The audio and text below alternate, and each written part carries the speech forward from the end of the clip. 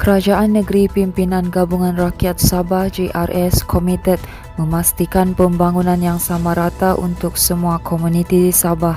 Ketua Menteri Datuk Seri Haji Jinor berkata sejak membentuk kerajaan banyak yang sudah dicapai. Ke arah itu sejajar usaha memenuhi mandat rakyat. Beliau turut berterima kasih terhadap sokongan rakyat kepada kerajaan termasuk masyarakat Cina dalam usaha bersama membawa kemakmuran di negeri ini. Beliau berkata demikian pada pelancaran Festival Tarian Singa Unicorn dan Naga Tahun Baru Cina 2022, anjuran Persatuan Komuniti Cina Bersatu Sabah Kota Kinabalu di sini semalam. Haji Jian juga Menteri Kewangan Negeri berkata kerajaan negeri berharap rakyat meneruskan sokongan dengan menjadi rakan bagi merealisasikan agenda pembangunan kerajaan. Katanya kerajaan negeri memberi penekanan kepada pembangunan modal insan dan kesejahteraan rakyat yang terbukti menerusi peruntukan sebanyak 164.12 juta ringgit dalam belanjawan negeri 2022 bagi agensi berkaitan pendidikan dan badan agama. Katanya peruntukan itu memberi manfaat kepada semua kaum dan agama di Sabah sejajar dengan semangat keluarga Malaysia. Jelasnya kerajaan negeri meluluskan peruntukan terbesar berjumlah 47 juta ringgit untuk badan keagamaan bukan Islam selain sekolah vernakular dan mubalik pada tahun ini yang menggambarkan keikhlasannya dalam menjaga kebajikan semua rakyat Sabah. Sementara itu Haji Ji berkata sempena sambutan Tahun Baharu Cina tahun ini, beliau percaya semua rakyat Malaysia tidak sabar menyambut Tahun Harimau yang dikenali dengan kekuatan, kehebatan dan keberaniannya terutama selepas melalui cabaran disebabkan pandemik COVID-19. Sementara itu, UMNO Sabah mungkin meletakkan calon mewakili Barisan Nasional di kerusi Dewan Undangan Negeri Dun Bugaya jika pilihan raya kecil bagi mengisi kekosongan kerusi berkenaan diadakan dalam masa terdekat. Ketuanya Datuk Seri Bung Mokhtaradin bagaimanapun berkata pihaknya akan membuat pertimbangan termasuk dari segi sokongan rakyat sebelum keputusan mengenai perkara itu dibuat. Beliau berkata demikian selepas perjumpaan bersama kepimpinan UMNO bahagian sempurna baru-baru ini. Dun Bugaya diisytiharkan kosong berikutan kematian Manis Muka selaku penyandangnya akibat masalah buah pinggang pada 17 November 2020. Manis Muka memenangi kerusi Dun Bugaya pada PRN Sabah September 2020 dengan majoriti 6,005 undi, menewaskan 6 pencabar lain dalam pertandingan 7 penjuru. PRK bagi kerusi berkenaan bagaimanapun ditangguhkan berikutan pengisytiharan darurat oleh Yang di-Pertuan Agong disebabkan penularan pandemik COVID-19. Bung Mokhtar yang juga timbalan Ketua Menteri berkata ada kemungkinan Suruhanjaya Pilihan Raya akan mengadakan PRK Bugaya dalam tempoh terdekat berdasarkan situasi penularan pandemik COVID-19 yang menyaksikan penurunan ketika ini. Beliau yang juga pengerusi BN Sabah berkata kekalahan calon BN Datuk Abdul Razak Tun Sakaran yang bertanding di kerusi berkenaan pada pilihan raya umum ke-14 bukan ukuran untuk tidak lagi meletakkan calon. Malah katanya keputusan pada PRU 14 itu tidak melemahkan semangat untuk meletakkan calon jika berlaku PRK dalam tempoh terdekat. Bung Mokhtar berkata bagi Dun Bugaya saja UMNO mempunyai sebanyak 180 cawangan dan beliau yakin sokongan padu ahli dari setiap cawangan UMNO mampu membantu BN merampas semula kerusi berkenaan.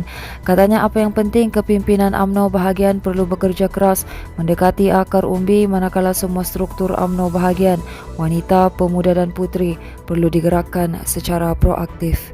Manakala operasi mencari dan menyelamat SAR kanak-kanak yang dikuatiri lemas di sungai di sebuah ladang di Beluran sedang dilakukan dengan kaedah pencarian di permukaan atas air dan bantuan anjing pengesan dari unit K9 pasukan bomba. Muhammad Ridwan Suprianto Muhammad Aidil 4 tahun disedari hilang kira-kira jam 2.30 petang semalam selepas rakannya hanya menemui selipar mangsa di sungai berkenaan.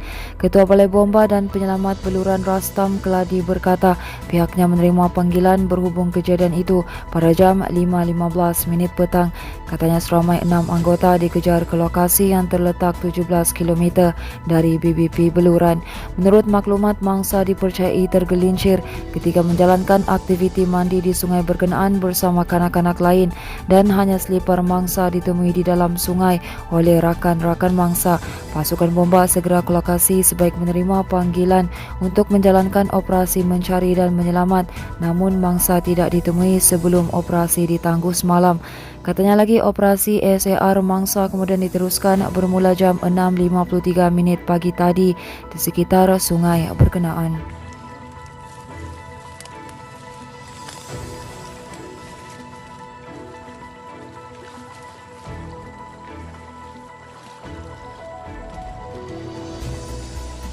Berita seterusnya, aktiviti riada 3 sekawan mendaki di Bukit Bongol, Kota Belud hari ini bertukar pengalaman buruk apabila mereka tersesat untuk mencari jalan pulang. Bagaimanapun tindakan pantas, pasukan bomba melancarkan operasi mencari mangsa berjaya membawa mangsa membabitkan 2 wanita dan seorang lelaki keluar dengan selamat. Jurucakap Pusat Gerakan Operasi Jabatan Bomba dan Penyelamat Malaysia Sabah berkata pihaknya menerima panggilan kecemasan pada jam 10.50 pagi. Katanya sepasukan 9 anggota dan pegawai bersama jentera serta van unit bantuan perkhidmatan kecemasan dikerah bergegas ke lokasi kejadian.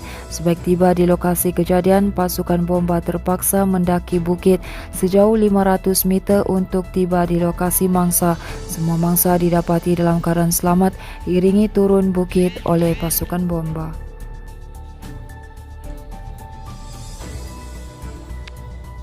Seterusnya, seorang pelajar asrama Sekolah Menengah Kebangsaan SMK Tambunan mencetuskan kluster baharu COVID-19 berkaitan institusi pendidikan yang dilaporkan di daerah Tambunan hari ini.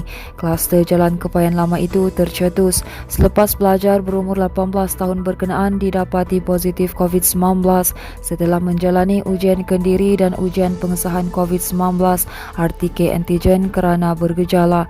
Jurucakap Perkembangan Harian COVID-19 Sabah Datuk Seri Masri Manjun berkata ujian saringan kemudiannya dibuat ke atas kontak rapat dalam kalangan rakan seasrama dan mendapati seramai 34 orang lagi didapati positif jangkitan virus berkenaan. Masri berkata sehingga hari ini kluster berkenaan mencatat 36 kes positif COVID-19 termasuk 34 kes yang dilaporkan pada hari ini.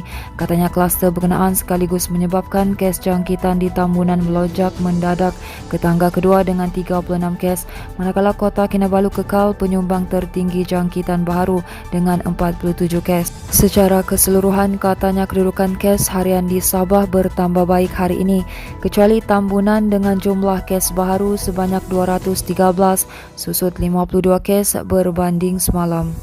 Teruskan bersama kami di asoka.com, berita komprehensif.